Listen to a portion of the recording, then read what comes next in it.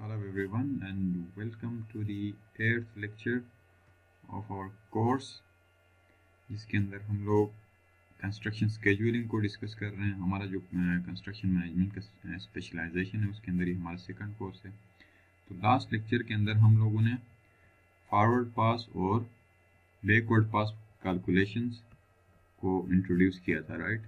उसको स्टार्ट लिया हुआ था और उसके अंदर हमने कुछ चीज़ें डिस्कस की थी। Let me review it. तो हमने ये एग्जांपल डिस्कस किया हुआ था और फॉरवर्ड पास बैकवर्ड पास कैलकुलेशन के जो फार्मूले थे उनको हमने ओवरव्यू किया था, राइट। तो आज जो लेक्चर होगा और नेक्स्ट लेक्चर जो होगा हमारा, उसके अंदर हम लोग कुछ प्रॉब्लम्स, दो प्रोजेक्ट्स लेंगे और उनको डिस्कस करेंगे और उनका फॉरवर्ड पास और बैकवर्ड पास कैलकुलेशन करने की कोशिश करेंगे। तो हम क्या करने वाले हैं, दो एग्जाम्पल प्रॉब्लम्स करने वाले हैं। तो आज के लेक्चर में हम एक प्रॉब्लम सॉल्व कर लेंगे, नेक्स्ट में हम प्रॉब्लम 2 कर लेंगे। तो आज का जो लेक्चर है इसके अंदर हमारा मेन ऑब्जेक्टिव क्या है, to solve an example problem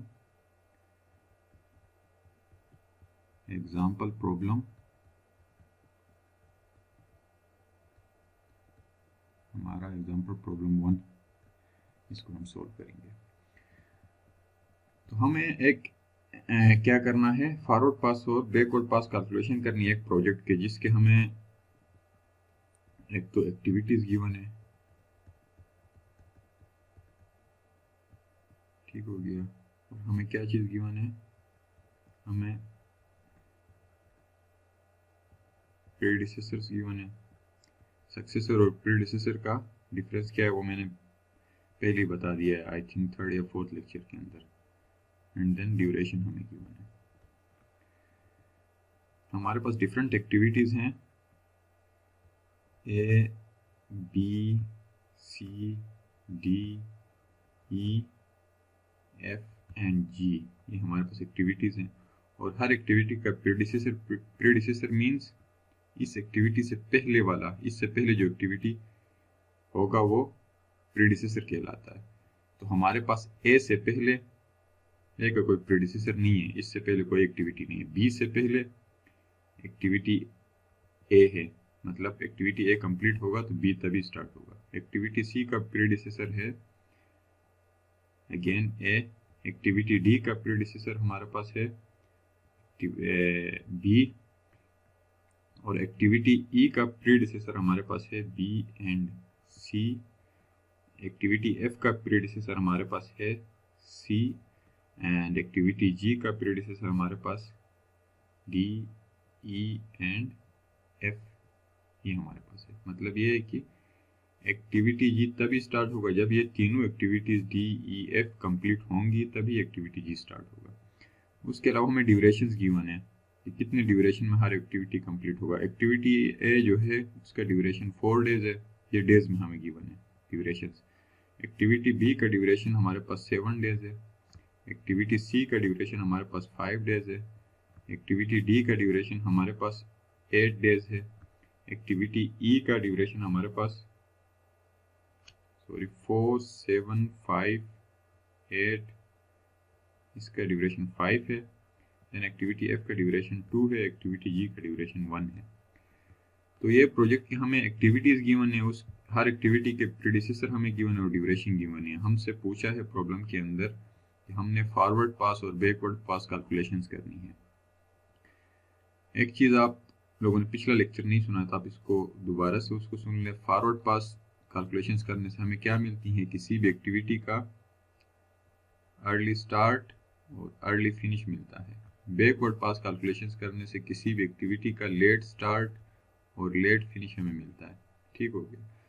तो इन सारे कैलकुलेशंस के बेसिस पे हम क्रिटिकल पाथ भी निकाल सकते हैं किसी भी प्रोजेक्ट का। तो हमारी बात की बात होगी, फिलहाल हमने फॉरवर्ड पास और बैकवर्ड पास कैलकुलेशंस करनी है। तो इसके अंदर हमने कुछ फार्मूले भी डिस्कस किए हुए थे फॉरवर्ड पास के लिए और बैकवर्ड पास के लिए। यहाँ पे मैं लिख लेता हूँ, फॉरवर्ड पास के लिए हमने बोला था कि अगर अर्ली फिनिश निकालना है तो अर्ली फिनिश हमारा होगा early start plus duration of activity के इक्वल होगा, और अर्ली स्टार्ट इक्वल होगा मैक्सिमम ऑफ अर्ली फिनिश। इन फार्मूलों को अगर क्लियर करना है तो आप जो हमारा लास्ट लेक्चर था लेक्चर 7 उसको लाजमी सुन लें।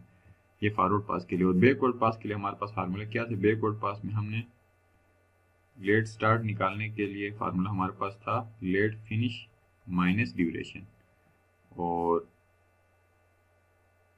लेट फिनिश निकालने के लिए हमारे पास फार्मूला है late finish is equal to minimum, ऊपर वाले में मैक्सिमम था, इसमें minimum of late start. Late start में जो सबसे मिनिमम होगा उसको कंसिडर करेंगे।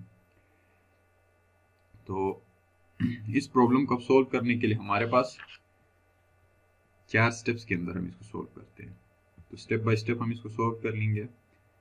आप इसको प्रैक्टिस करने के बाद आप इसको डायरेक्ट एक ही डायग्राम बना के, एक्टिविटी और नोट डायग्राम बना के उसके ऊपर आप सॉल्व कर सकते हैं, लेकिन समझने के लिए हम इसको 4 स्टेप्स में डिवाइड कर लेते हैं और स्टेप बाय स्टेप कर लेते हैं। तो स्टेप 1 के अंदर हमें क्या करना पड़ेगा, और स्टेप 1 विल बी, स्टेप 1 में हमें क्या करना पड़ेगा, हमें करना पड़ेगा draw AON activity on note diagram. सबसे पहले हमें एक्टिविटी ऑन नोट डायग्राम बनाना पड़ेगा, सही है। अब इसका एक्टिविटी ऑन नोट डायग्राम बनाने के लिए हमें क्या करना पड़ेगा, आप देख लें यहाँ से एक्टिविटीज हमें गिवन है, उसका प्रीडिसेसर गिवन है, उससे पहले वाला एक्टिविटी और ड्यूरेशन गिवन।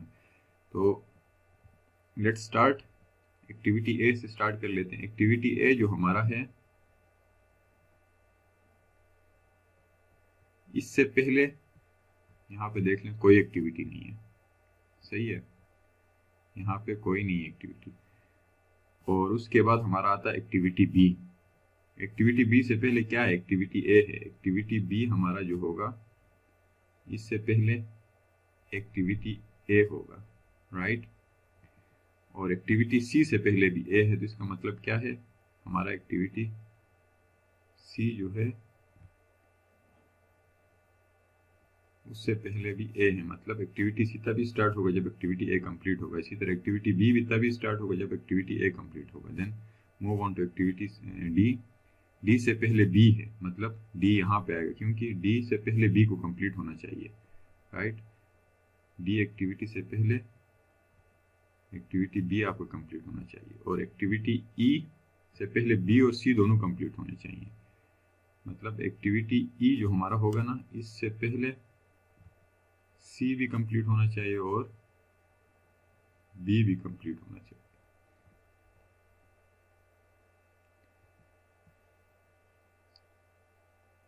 और उसके बाद एक्टिविटी ई के बाद एफ, एफ से पहले सी, सी का भी रिलेशन एफ के साथ ही है।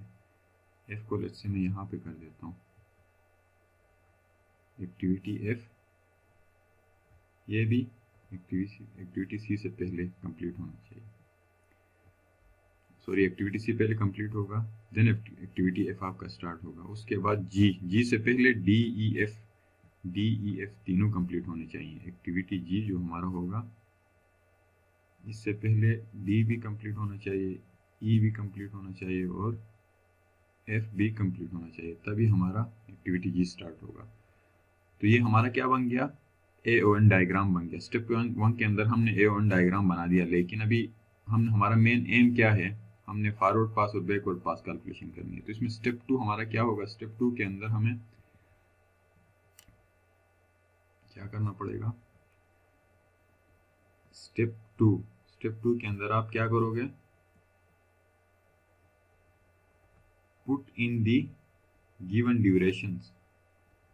अब जो आपने AON डायग्राम बनाया है उसके अंदर ड्यूरेशंस पुट कर लो, हर एक्टिविटी का जो जो ड्यूरेशन गिवन है, ठीक हो गया। तो इसको मैं यहाँ पे दोबारा से बना लूँगा, let me make it more easy. Activity A, फिर B, then C, then D, E, F, G. Draw the triangle. Activity A का ड्यूरेशन आएगा, बी का ड्यूरेशन, सी का ड्यूरेशन इधर साथ लिखना पड़ेगा, E then duration B E F G. ठीक हो गया। अब इनके आपने क्या करने हैं, ड्यूरेशन लिखने। पहले मैं इनको एरो से इनको मिला दूं।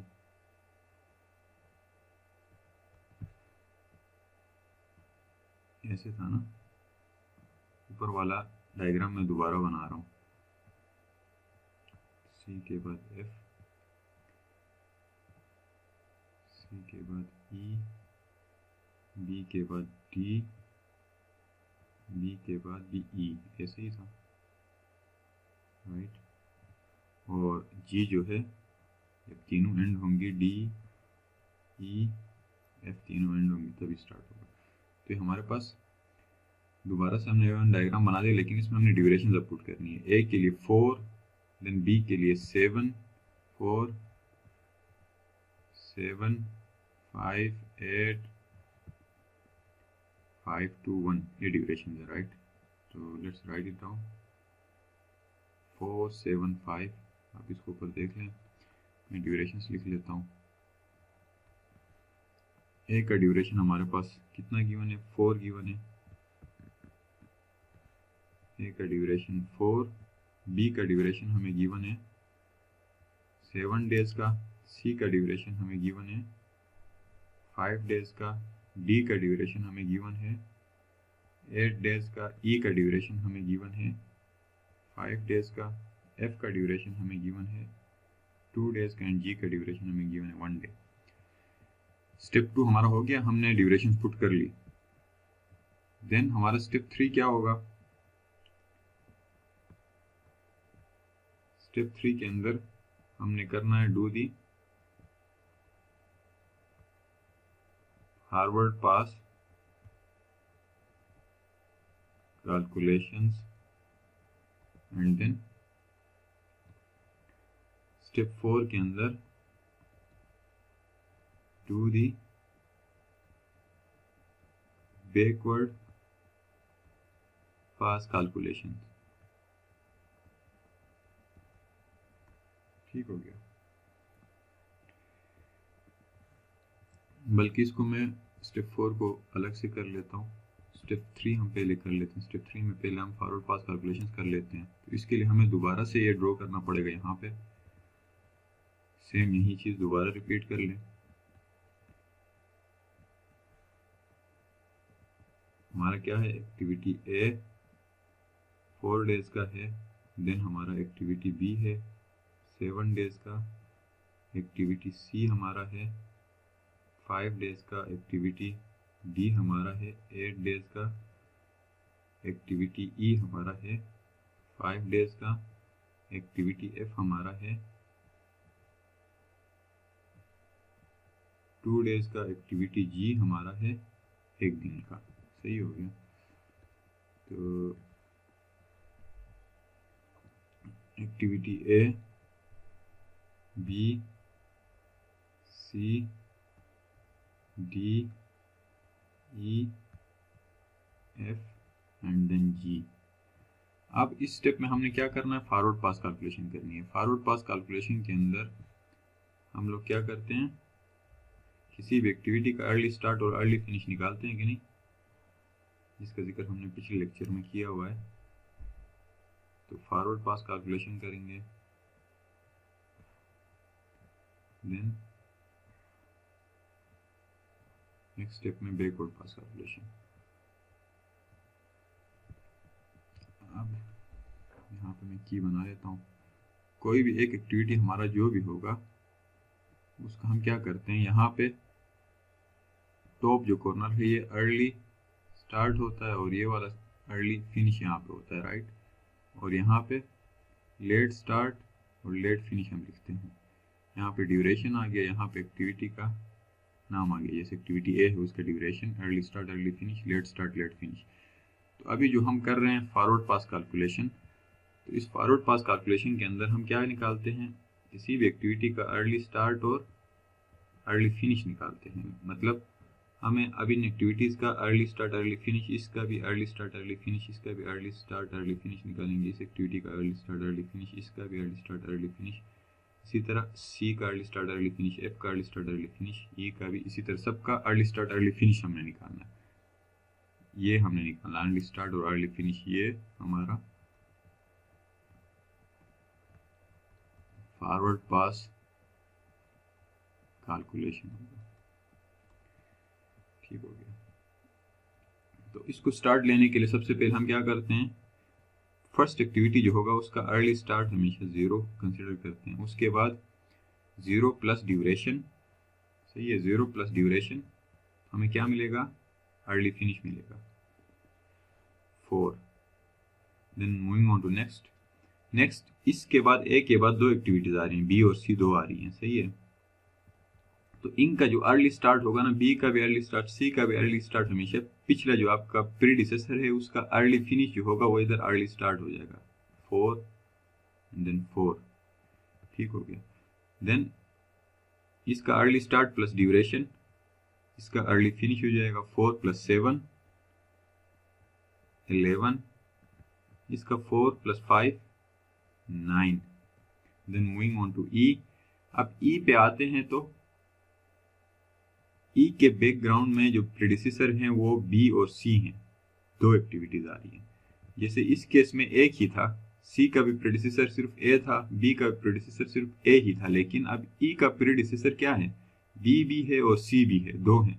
तो इसका अर्ली स्टार्ट क्या होगा, जैसे कि अर्ली स्टार्ट हमने बोला कि अर्ली स्टार्ट हमेशा पिछले जो एक्टिविटी है उसका अर्ली फिनिश होता है। अब इसके पिछले एक्टिविटीज 2 हैं, एक बी है एक सी है, सही है। तो इनमें से हम कौन सा कंसीडर कर लें, 9 कंसीडर करें या 11 करें।